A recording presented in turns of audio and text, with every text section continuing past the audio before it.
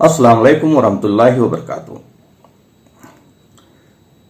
अल्हम्दुलिल्लाह आज बहुत खुशी का मुकाम है इस बात को अनाउंस करते हुए कि मैं दोबारा उस सीरीज को शुरू कर रहा हूँ जिसको 2 बार हमने जूम से कवर किया था और अल्हम्दुलिल्लाह काफ़ी लोग जुड़े थे, लेकिन उस वक्त चूँकि उसकी रिकॉर्डिंग की नहीं गई थी और ना उसकी रिकॉर्डिंग अपलोड की गई थी, तो बहुत सारे लोगों ने हमें रिक्वेस्ट किया है कि उस सीरीज को फिर से शुरू किया जाए। और उस सीरीज का मकसद था कि भाई लोगों को आगाह किया जाए कि भाई मुसलमान होने के नाते हमारी सिर्फ जिम्मेदारी नमाज, रोज़ा, हज, ज़कात तक सीमित नहीं है, उसके अलावा भी हमारी जिम्मेदारी है। एक्चुअली कुछ ड्यूटीज़ हैं और कुछ रिस्पॉन्सिबिलिटीज़ हैं, तो ये नमाज, रोज़ा, हज, ज़कात जो है ये मिनिमम है ड्यूटीज़ में टू क्वालिफाई एज ए मुस्लिम।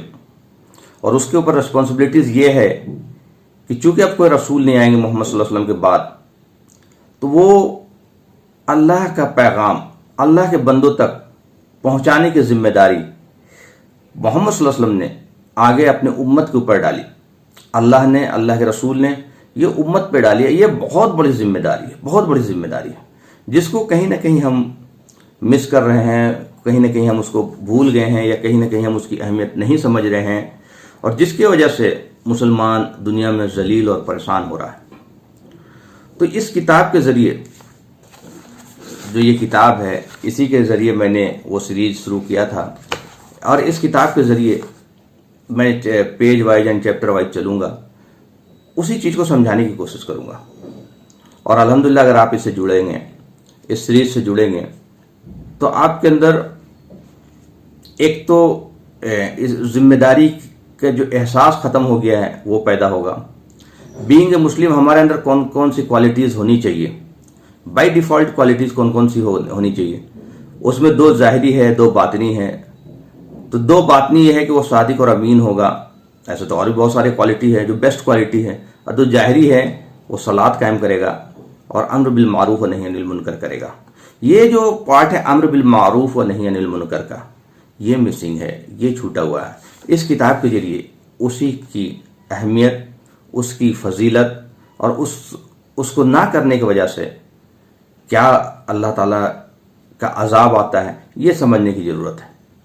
क्योंकि कहीं ना कहीं हम चीज़ों को सही से ना समझने की वजह से मुसीबत में फंसते जा रहे हैं। तो इंशाअल्लाह आप अगर इस सीरीज से जुड़ेंगे तो आप खुद देखेंगे कि बहुत सारा बेनिफिट, फ़ायदा, ख़ास करके अपनी बात कैसे पहुंचाना है लोगों तक। इसमें बड़ी हेजिटेशन रहती है लोगों को, क्या पहुंचाना है, कैसे पहुंचाना है, मुसलमानों को क्या बताना है, क्या नहीं बताना है। फिर अगर गैर मुस्लिम भाई हमसे पूछते हैं तो हमारे पास उसका जवाब होना चाहिए। बहुत सारे लोग हैं जो हमसे जानना चाहते हैं, सवाल करते हैं, और आपसे सवाल किया जाएगा।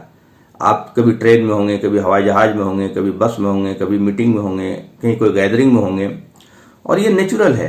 एक डिस्कशन निकलेगा तो डिस्कशन में आएगी ये बातें और आपको मौका मिलेगा अपनी बात रखने का। लेकिन अफसोस की बात है कि हम अपनी बात नहीं रख सकते, नहीं रख पाते। तो उसके लिए ज़रूरी है कि उस हिकमत को समझें। तो इंशाअल्लाह इस किताब के ज़रिए इसमें हम वो हिकमत समझाएंगे। और इसमें करीब 7 चैप्टर है और वो 7 चैप्टर जो है 1 बाय 1 एक एक करके कवर करते चलेंगे। सबसे पहले चैप्टर में ही है कि जो तबलीग की जो रिक्वायरमेंट क्यों है, अल्लाह के पैगाम पहुंचाने का रिक्वायरमेंट क्यों है, उसकी ज़रूरत क्यों है और हमारी जिम्मेदारी क्या है उसके प्रति। फिर ये इस्लाम, दूसरा चैप्टर है कि क्या इस्लाम सिर्फ मुसलमानों के लिए है, क्या मोहम्मद सल्लल्लाहु अलैहि वसल्लम सिर्फ मुसलमानों के रसूल हैं, क्या अल्लाह सिर्फ मुसलमानों का ही खुदा है। तो ये दूसरा चैप्टर है। तीसरा चैप्टर है, अक्सर लोग बड़ी कंफ्यूज होते हैं और ये मुसलमान के अंदर जहालत चूँकि इतना ज़्यादा है कि ये भी कंफ्यूज होता है और सही बातें बताता नहीं है। तो एक काफिर वर्ड को लेकर के बड़ी कंफ्यूजन हो गई। तो इसमें एक चैप्टर वो भी होगा, तीसरा नंबर, कि काफिर कौन है। और चौथा चैप्टर है कि हमें भी दूसरे धर्मों को जानना चाहिए। जैसा आप जानते हैं कि दूसरे धर्म के लोग भी इस्लाम की स्टडी करते हैं, जानने के लिए, समझने के लिए। तो हमें भी उनके धर्मों का स्टडी करना चाहिए, जानना चाहिए, ताकि हम समझें क्या सिमिलरिटी है, क्या कॉमन पॉइंट्स हैं, क्या अच्छी बातें हैं, तो कौन सी बातें हैं, सारी चीज़ें जानना चाहिए। तो उसमें एक चैप्टर है कि भाई सनातन एंड वैदिक धर्म क्या है। फिर 5वां चैप्टर है क्रिश्चियनिटी के ऊपर। हमें क्रिश्चियनिटी के बारे में जो बेसिक फिलॉसफी है, बाइबल में क्या टीचिंग है, Jesus peace be upon him की क्या टीचिंग है। तो एक किताब हमारी ये है धार्मिक परिचय, जो हिंदी में है, और उसका इंग्लिश वर्जन भी है, रिलीजन एंड इंट्रोडक्शन। तो वो बेसिकली बुनियादी बातें हैं कि भाई धर्म किसको कहते हैं। उसी तरह एक किताब है हमारी Jesus peace be upon him and his teaching, कि एक्चुअल टीचिंग, एक्चुअल शिक्षा जो है ईसा अलैहिस्सलाम की क्या है। फिर एक चैप्टर है 6ठा, वो है इम्पोर्टेंस ऑफ कुरान इन दावा एंड आवर लाइफ। कुरान की क्या अहमियत है। मोहम्मद सल्लल्लाहु अलैहि वसल्लम जब भी कहीं जाते थे वो कुरान पढ़ते थे, कोई भी डेलीगेशन आता था वो कुरान पढ़ते थे, कुछ भी उनको समझाना होता था वो कुरान पढ़ते थे। कुरान की अहमियत क्या है। और 7वां है वो करीब हाउ टू प्रेजेंट, करीब हमने 25 पॉइंट्स में उसको कवर किया है कि कौन सी चीज़ें आपको जानना चाहिए। तो इंशाल्लाह इस सीरीज में आज पहला दिन है, पहला एपिसोड है, और इस सीरीज को हम धीरे धीरे कवर करेंगे, इसके सारे वीडियोस। तो आप इससे अगर जुड़े रहेंगे तो इंशाल्लाह बहुत फ़ायदा होगा, आप खुद देखेंगे इसका बेनिफिट। और इसके लिए ज़रूरी है कि आप सब्सक्राइब कर लें, ताकि जो भी नेक्स्ट वीडियो आता जाए। और इस वीडियो का नाम ही रहेगा presenting truth, episode 1, episode 2, episode 3, ताकि आपको पता लग जाए। हो सकता है बीच बीच में कुछ दूसरा वीडियोस भी आएंगे, तो ये वीडियो का नाम ही रहेगा प्रेजेंटिंग ट्रुथ, और उसके सीरीज का नाम रहेगा सीरीज 1, चैप्टर 1, एपिसोड 1, जो भी है उस तरह से चलेगा ये। तो आज हम इसमें कवर करेंगे पहला चैप्टर। पहला चैप्टर का पूरा तो कवर नहीं होगा, अभी जस्ट स्टार्ट करेंगे। ये स्टार्ट इसलिए कर रहे हैं कि सबसे पहले हमें ये समझने की जरूरत है कि अल्लाह ने हमें पैदा क्यों किया। ये जानना बहुत ज़रूरी है। ये जाने बगैर मैं जिस बात को कह रहा हूँ उसकी अहमियत नहीं समझ में आएगी। तो इसमें चैप्टर नंबर 51 है, उसका आयत नंबर 56 है, सूरा नंबर 51, 56। उसमें अल्लाह ताला कहते हैं औज़ु बिल्लाहि मिनश शैतानिर रजीम, बिस्मिल्लाहिर रहमानिर रहीम, वमा खलक़तुल जिन्ना वल इंसा इल्ला लियअबुदून। हमने नहीं पैदा किया अल जिन्ना वल इंसा, सारी जिन्नात और सारी इंसानियत को। एक्चुअली 3 ऐसी मखलूक है जिसको अपने होने का शऊर है। उसमें इंसान है, जिन्नात हैं एंड फरिश्ते हैं, एंजल जिसको कहते हैं।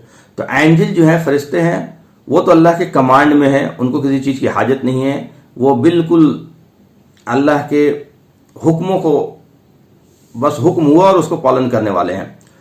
उनके पास कोई फ्री विल, कोई फ्री चॉइस नहीं है। लेकिन जिन्नात और इंसान को अल्लाह ताला ने फ्री विल दिया हुआ है और एक चॉइस दिया हुआ है कि भाई या तो तुम मानो या मत मानो। लेकिन अल्लाह ने मकसद बताया जिन्नात को और इंसान का।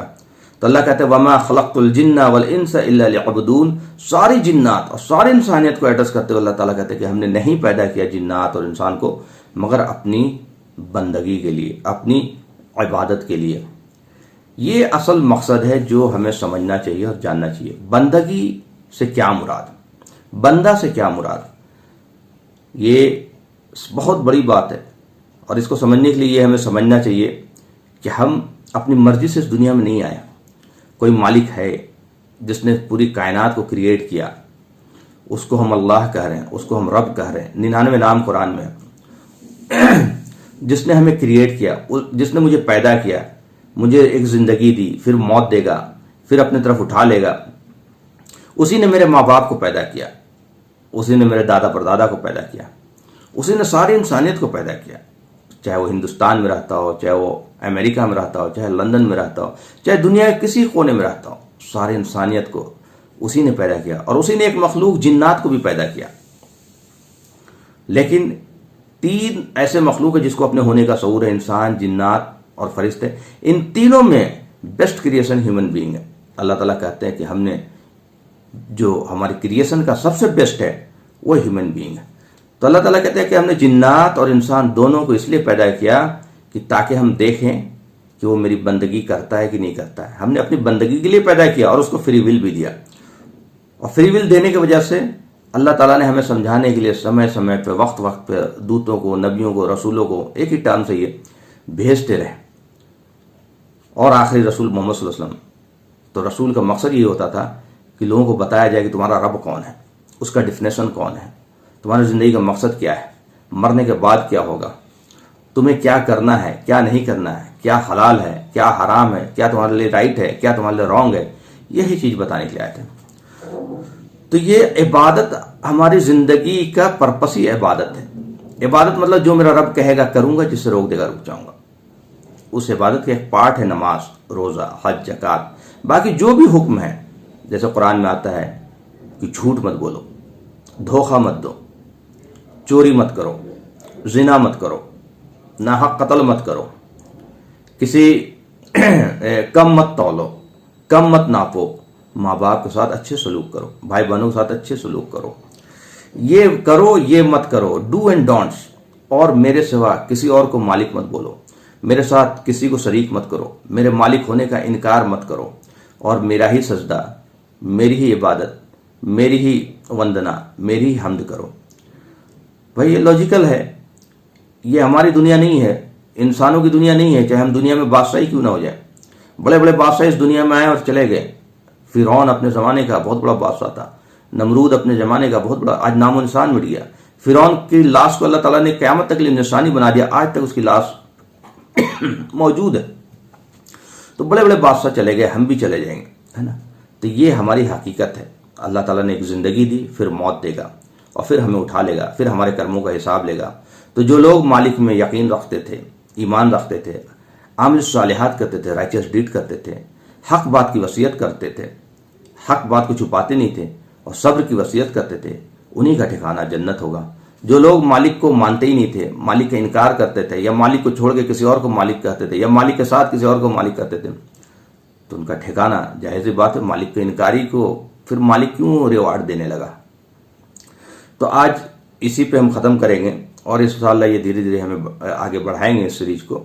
ये आज पहला सीरीज था, और आप सबसे गुजारिश है कि इसको सब्सक्राइब कर लें, ताकि इस सीरीज के आने वाली वीडियो का नोटिफिकेशन आपको मिलता रहे, और इंशाअल्लाह आपको बहुत बेनिफिट होगा। चूँकि जूम में जिन लोगों ने किया था, अल्हम्दुलिल्लाह उनके काफ़ी अच्छे रिस्पॉन्स रहे हैं, और ये वक्त की ज़रूरत है।